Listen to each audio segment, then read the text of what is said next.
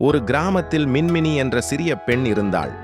அவள் தினமும் இரவு நட்சத்திரங்களை பார்த்து கொண்டே நானும் ஒரு நாள் வானத்தில் பறக்கணும் என்று கனவு காண்பாள்.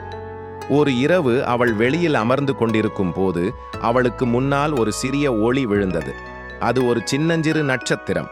ஆஹா, நீ யார் என்று மின்மினி கேட்டாள். அந்த நட்சத்திரம் மெதுவாக ஒளிர்ந்தது.